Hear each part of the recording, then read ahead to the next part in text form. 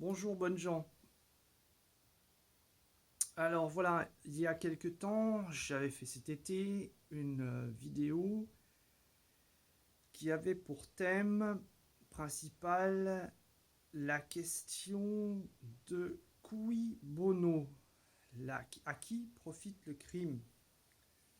Ce cui bono, c'est une citation qui vient d'un célèbre texte qui a été mis par écrit, couché par écrit par le célèbre Cicéron, suite à un discours qu'il a tenu, une plaidoirie en 82 avant Jésus-Christ, sous la dictature de Lucius Cornelius Sulla. Le jeune Cicéron était à cette époque-là encore au début de sa carrière, et il s'adresse aux sénateurs dans le contexte d'un procès intenté à Sextius Roscius Amerino, c'est-à-dire celui qui est d'origine d'Ameria, qu'on accuse d'avoir tué son père. Et en fait Cicéron se met à accuser, d'abord dans un premier temps, à comment dire, innocenter son client, et ensuite il passe à l'attaque, à la contre-attaque, en accusant un certain Lucius Cornelius Chrysogonus. Et justement, il n'a pas de preuves, mais au moment où il accuse le fameux Chrysogonus, il dit voilà, il s'est considérablement enrichi puisqu'il a profité de la vente des propriétés du père en question, du père de Roscius, de Sextus Roscius, et c'est pour ça que, en fait, à qui profite le crime? Ce qui va profiter, il va gagner son procès et donc réhabiliter le jeune Sextus Roscius. Voilà, ça c'est l'histoire que je voulais un petit peu rappeler dans le contexte. J'avais parlé à l'époque des principaux conflits d'intérêts, pour ainsi dire, par rapport au laboratoire Gilead, qui sont très intéressés à la promotion de leur molécule dans la crise du Covid, qui s'appelle le Remdesivir, qui est une molécule, d'après ce que j'ai compris, qui a été produite à l'époque pour lutter contre la fièvre Ebola, et qui ne peut apparemment être donné que sur perfusion, sous perfusion, avec des effets très toxiques sur les reins. Voilà. Et on connaît la controverse actuelle entre l'hydroxychloroquine, inutile de présenter l'hydroxychloroquine promulguée notamment entre autres par le professeur Raoult, mais pas seulement, dans le monde, il y a beaucoup d'autres spécialistes qui promulguent l'hydroxychloroquine. Nous nous focalisons sur le professeur Raoult et le professeur Perron en France, parce que ce sont nos spécialistes sur la question de la chloroquine, mais il y a d'autres spécialistes dans le monde.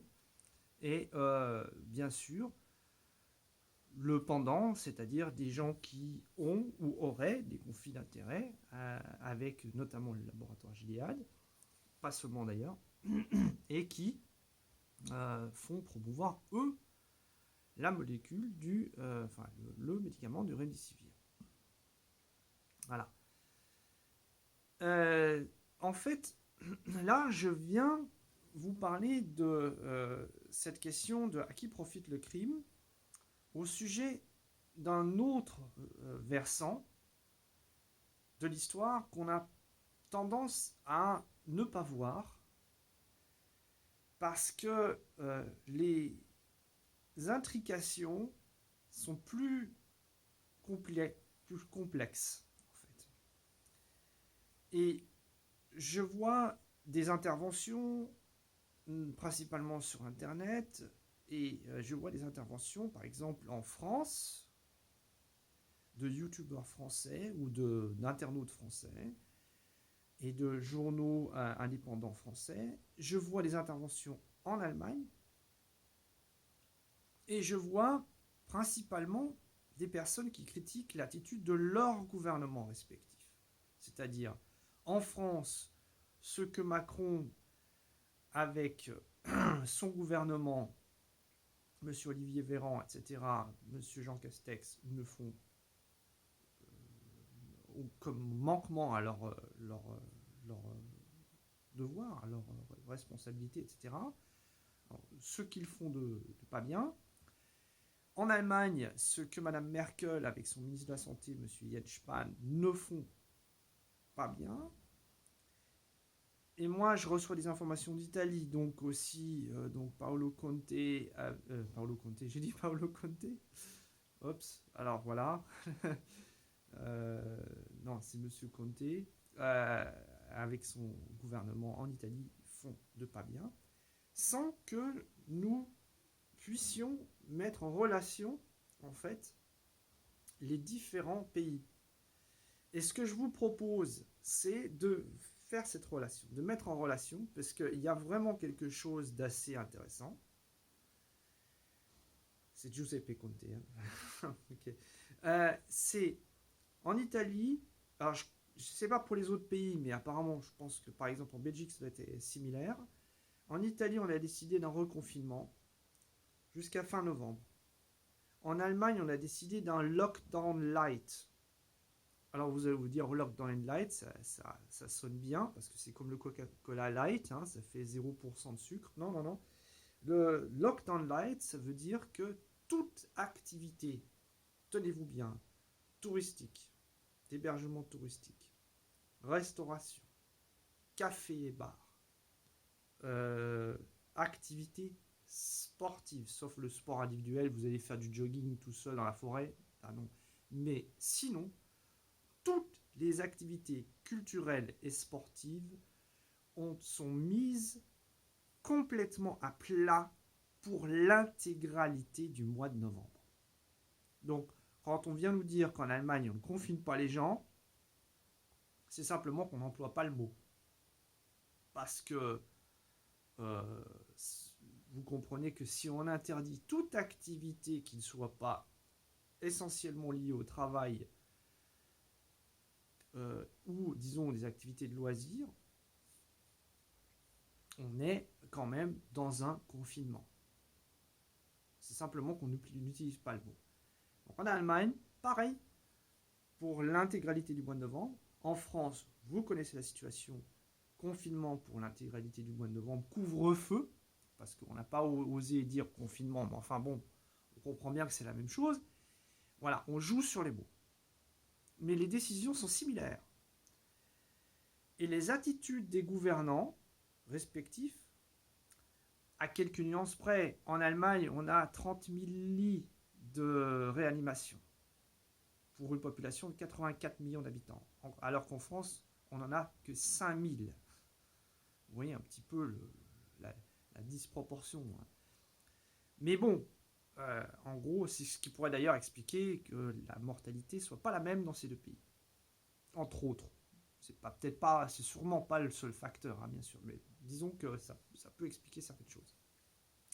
On ne renvoie pas les gens en EHPAD parce qu'on ne peut pas les soigner, par exemple. Hein. Bien, vous avez cette situation qui est similaire au point de vue de la décision politique. C'est vraiment similaire. Et bien entendu, si vous ne vous conformez pas au règlement, sanction, obligatoirement. Donc on envoie la police contrôler les gens. Là, par exemple, en Allemagne, interdiction de se regrouper à plus de 10 personnes.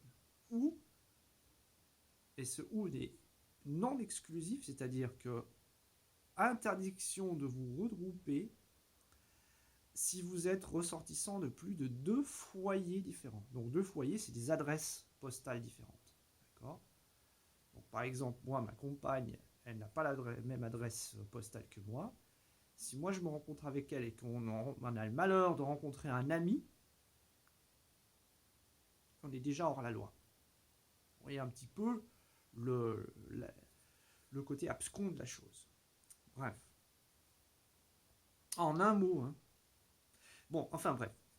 Vous comprenez que la situation est quand même assez tendue.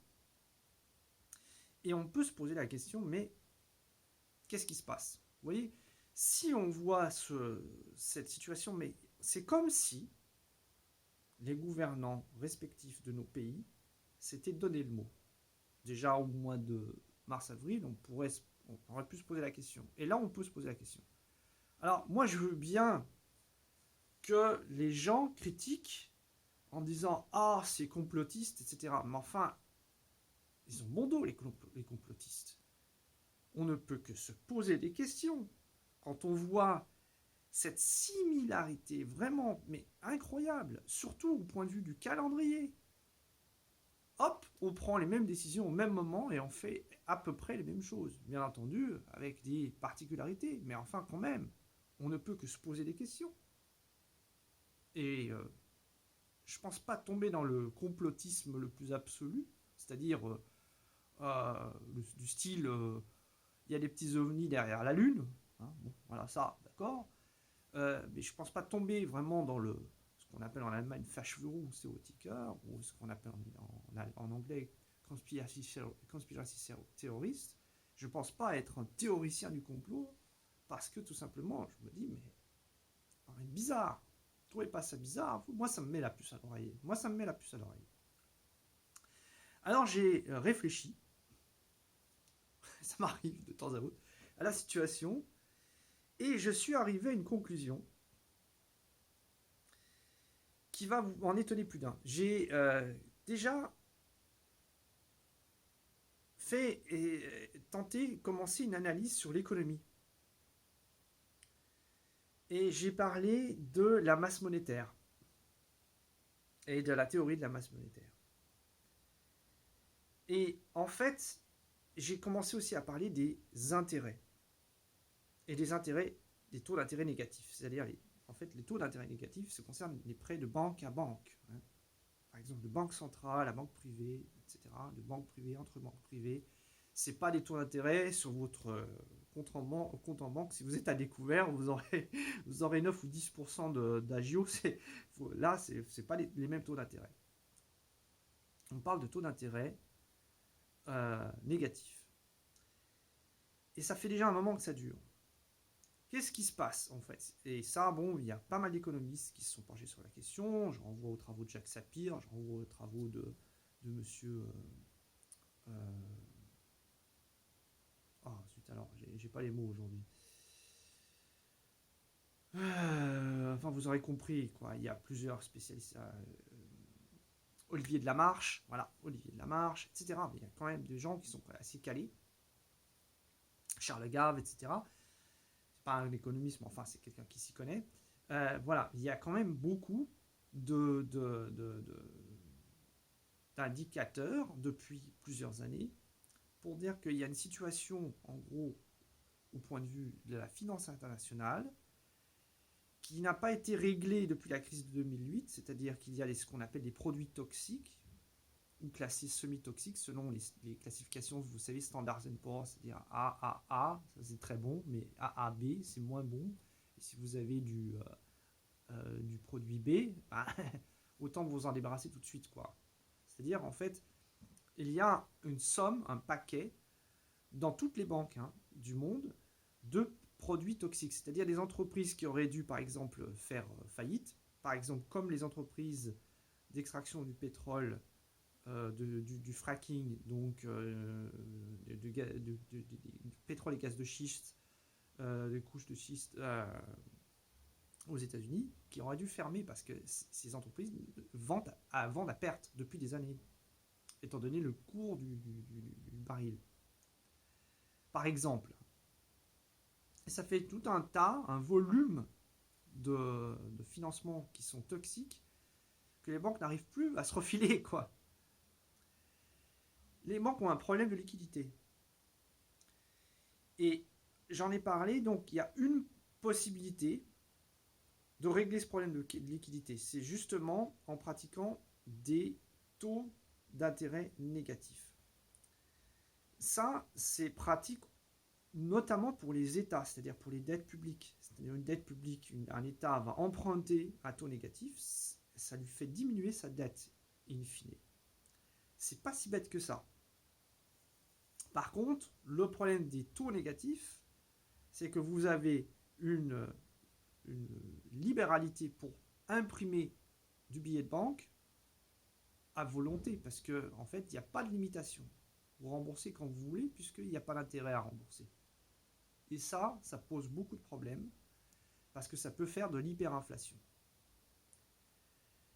Et l'hyperinflation, les banques n'en veulent pas, certainement pas, et personne n'en veut. Or, les banques se retrouvent par ce fait même, avec même s'il y a une production de masse monétaire importante, ils se retrouvent justement avec une diminution. Elles se retrouvent avec une diminution conséquente de leur valeur financière. Parce qu'en fait, c'est la valeur. Si la valeur de la monnaie diminue, on vous fait une inflation déguisée, eh bien, votre valeur d'actifs diminue elle aussi. Et les banques ont notamment un problème de cash flow, ce qu'on appelle, c'est-à-dire d'avoir accès à de l'argent direct, de l'argent cash, qui ne soit pas engagé dans des actions, qui ne soit pas engagé. Et moi, j'ai observé depuis quelques années, ça fait déjà un bon moment maintenant, un phénomène qui m'avait déjà paru étrange. C'est-à-dire que je voyais aux devantures des banques de plus en plus d'annonces immobilières. Et un jour, justement, un de ces spécialistes en question, alors je ne sais lequel, si c'est Olivier de Lamarche, ou si c'est Charles Gave, ou si c'est... je ne me rappelle plus, avait fait mention qu'en fait, c'est simple. Pour une banque, il y a deux marchés qui comptent. Principalement, il y en a d'autres, mais il y a aussi par exemple les fonds de retraite, etc. Mais il y a deux marchés qui comptent. Il y a ce que vous pouvez récupérer sur vos prêts, sur vos crédits. Une banque vous fait crédit à taux d'intérêt et fait de l'argent dessus. C'est logique. Bien sûr, elle peut aussi placer son argent en bourse. Or, actuellement, le cours de la bourse, il est très incertain. Il est ce qu'on appelle volatile, c'est-à-dire que vous avez certainement des actions qui profitent, les GAFAM, etc., les technologies, mais vous avez des actions qui ne profitent pas. Par exemple, les compagnies aériennes, par exemple le tourisme. Hein. Je crois qu'il y a la chaîne Accor qui est en train de se dégringoler, par exemple. Hein. Bon, voilà. Donc vous avez un cours qui est volatile. C'est plutôt risqué d'investir en bourse actuellement. Alors, des connaisseurs, les spécialistes, eux, ils vont s'y retrouver. Hein. C'est pas, ils vont retomber sur leurs pattes. Mais le petit actionnaire, actuellement, il a vraiment des raisons de se faire des cheveux blancs. Bien. Les banques n'aiment pas les risques, malgré tout ce qu'on peut dire. Le souci d'une banque, c'est justement de gérer le risque le plus possible.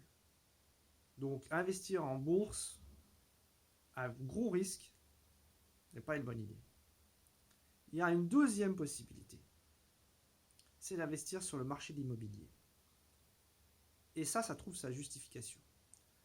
Quand vos taux d'intérêt sont bas, le crédit est bas. Ça veut dire que les gens peuvent emprunter beaucoup plus facilement. Et en général, on emprunte pourquoi ? Soit donc pour acheter sa voiture ou des choses comme ça, des crédits à la consommation, mais les prêts les plus importants sont accordés à l'immobilier. D'accord ? Donc on incite par là même les gens, incite, c'est un mot un peu fort peut-être, mais enfin les gens sont d'eux-mêmes incités à investir dans l'immobilier.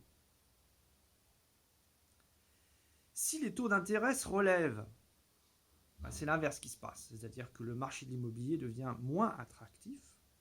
Par contre, les banques, elles, font du profit, de nouveau, sur le crédit. Bien, c'est pour ça qu'une banque a un intérêt à investir dans l'immobilier. Parce qu'à tous les coups, on gagne. Le taux d'intérêt est bas, j'ai de l'immobilier, le prix de l'immobilier monte, j'assure mes actifs. J'ai un taux d'intérêt qui monte, mon immobilier est un petit peu diminué, mais par contre, je vais faire du profit sur le crédit.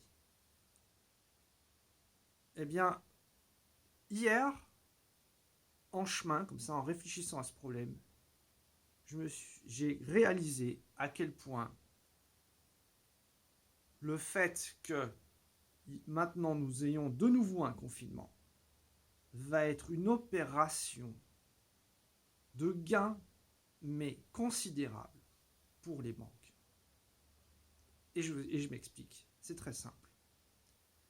À partir du moment où, pour beaucoup de petits entrepreneurs, vous allez vous retrouver dans le 3e mois consécutif sans activité, beaucoup vont être obligés de mettre la clé sous la porte, notamment les secteurs de l'hôtellerie, gastronomie, culturel, etc., du tourisme, etc. Et ça veut dire une manne considérable. Ces gens-là vont vendre leurs fonds de commerce. Et vous allez vous retrouver avec un paquet d'immobilier à racheter à prix de misère pour les banques. Puisque depuis plusieurs années, on annonce des taux d'intérêt négatifs et des taux d'intérêt qui vont peut-être même encore ce qu'on appelle des super négatifs, les banques ne peuvent plus faire de profit sur les crédits, elles vont faire du profit sur l'immobilier. Et vous avez là affaire à la plus grosse martingale financière qui aura jamais été donnée. Cui bono. Je ne dis pas que les banquiers, les chefs des banques, principales banques du monde, ont fomenté un complot pour faire une pandémie pour pouvoir profiter du truc. Mais en tout cas, la chose qu'on peut dire, c'est que j'avais déjà évoqué que dans le cadre de ma vidéo sur le cui bono en disant « Ah, ça va profiter à Big Pharma », mais les banques vont profiter et les grands systèmes financiers vont profiter un maximum de cette situation. Un maximum. Voilà. Alors, c'est mon opinion. C'est peut-être contestable, certainement. Hein. Mais voilà, je vous invite à vous informer sur cette situation, à consulter les économistes, à consulter la question, vérifier ce que j'ai dit et tirez-en vos propres conclusions. En tout cas, pour moi, là, j'ai vraiment l'impression d'avoir ouvert les yeux sur une situation que, disons-le, c'est explosif. Bonjour chez vous.